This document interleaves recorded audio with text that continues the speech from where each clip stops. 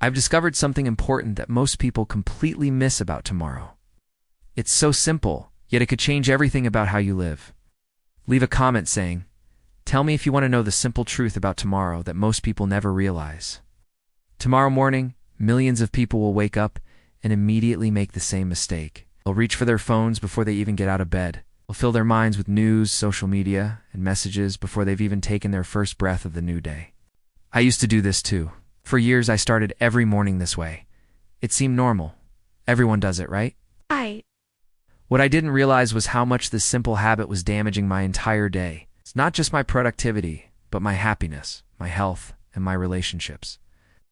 3 years ago, I decided to try something different. Instead of reaching for my phone first thing in the morning, I started a new routine. The results have been so powerful that I wish I'd known about this decades ago. Here's what I discovered.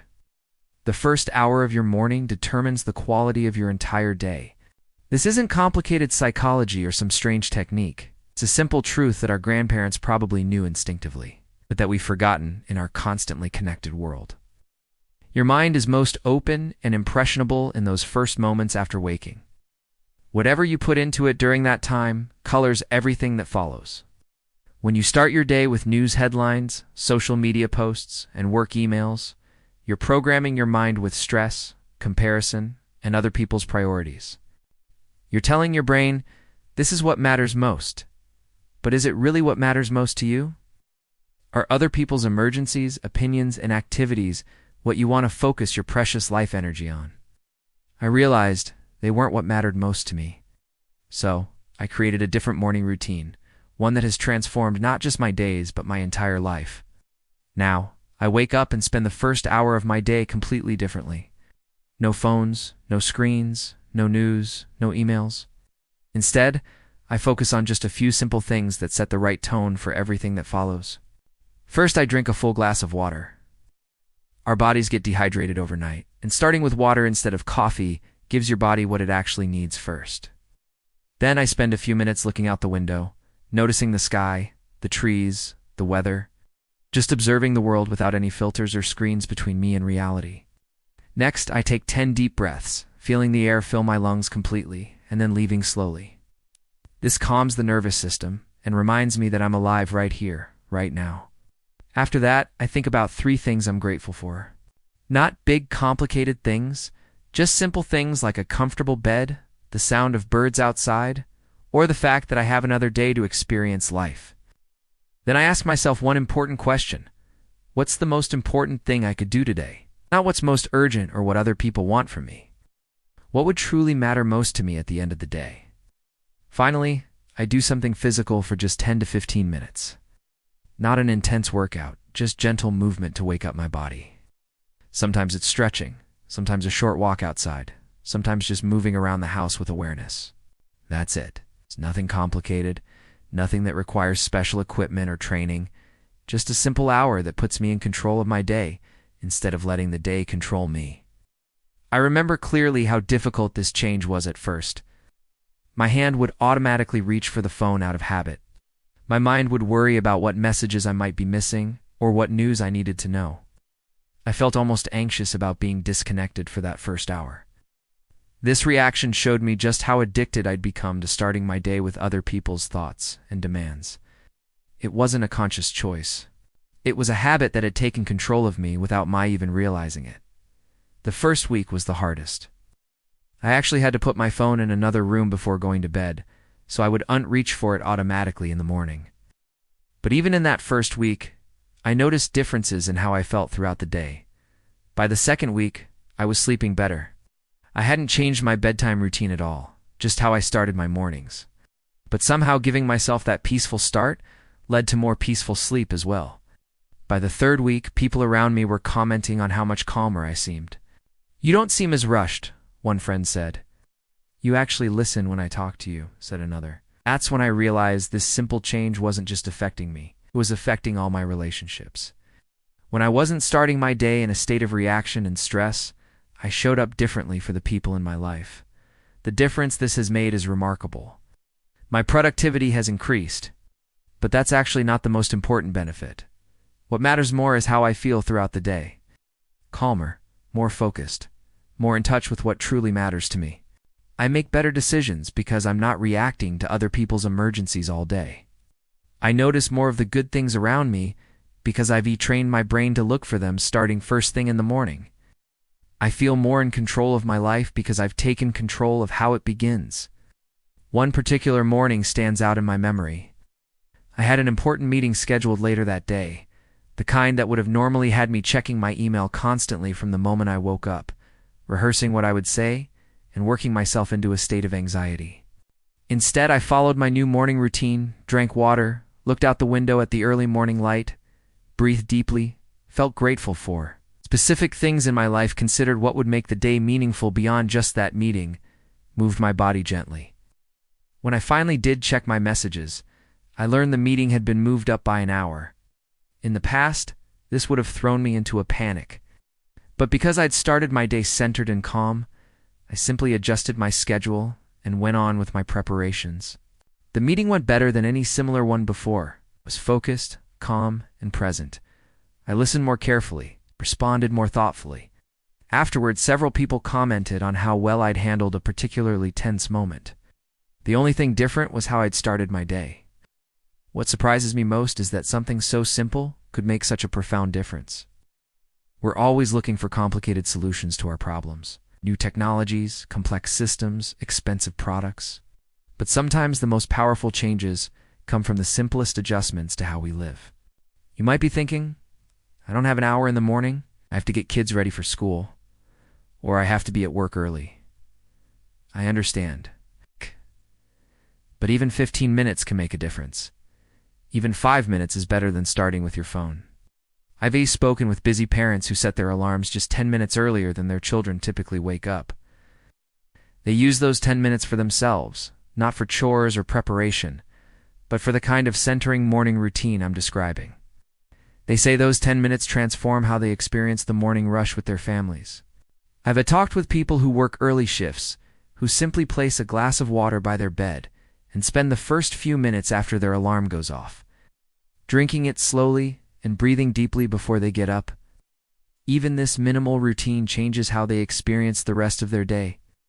The key is creating a boundary between sleep and the demands of the world, a space where you remember who you are and what matters to you before you start responding to what everyone else wants from you. I especially want to share this with those of you who have lived 6 or more decades. You've seen how the world has changed. You remember a time before smartphones, before we were constantly connected to news and social media and work demands. You have wisdom that younger generations need.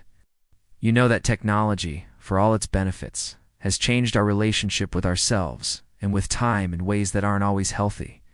I've had the privilege of speaking with many people in their 70s, 80s, and beyond about how they started their days throughout different periods of their lives. Almost all of them describe a natural morning rhythm that existed before phones became our constant companions. They talk about moments of quiet, of connection with nature, of gathering their thoughts before engaging with the world. They didn't need experts or articles to tell them to do this. It was just the natural human way to begin a day. Many of them have watched with concern as younger generations and even their peers have abandoned this natural rhythm in favor of immediate connection to the digital world upon waking. We used to wake up to the world itself. One 82-year-old woman told me, now people wake up to a world filtered through screens and shaped by algorithms. They don't even know what they're missing. Many of you tell me you feel overwhelmed by the pace of modern life, by the constant stream of information and requests for your attention. This simple morning practice can help you reclaim some peace and perspective. It can help you remember what you already know, that a good life isn't built on constant connectivity and responsiveness to every demand. It's built on knowing what truly matters to you and giving your best attention to those things. The beauty of this approach is that it doesn't require rejecting technology or modern conveniences. It simply asks us to be more intentional about when and how we engage with them. Your phone will still be there after your first hour awake. The news will still be there. Your emails will still be there. But you'll engage with them from a place of centeredness rather than having them define your mental state from the moment you open your eyes. I've noticed something interesting about how this morning practice affects the rest of my day. When I start by intentionally choosing what goes into my mind, I'm more likely to continue making conscious choices throughout the day. Instead of automatically checking my phone whenever there's a moment of downtime, I'm more likely to look around, to notice the world, to be present with whoever I'm with. Instead of reacting immediately to every notification, I'm more likely to ask myself if this deserves my attention right now. It is as if giving myself that boundary in the morning helps me maintain better boundaries throughout the day, and those boundaries aren't walls. They are filters that help me focus on what truly matters rather than being pulled in every direction by whatever is loudest or most recent. Tomorrow morning, when you wake up, try something different. Don't reach for your phone. Instead, give yourself even just a few minutes to start the day on your own terms. Drink a glass of water, look out the window, take a few deep breaths, think of something you're grateful for. Ask yourself what would make today meaningful for you. Move your body gently. Then notice how different your day feels. Notice how much more present you are for the moments that matter. Notice how much more the good things stand out to you. This isn't about productivity hacks or complicated morning routines you see from influencers online. It's about something much more basic. Remembering that you are a human being, not a human doing, that your worth isn't measured by how much you accomplish or how quickly you respond to others. I've shared this simple approach with many friends over the years.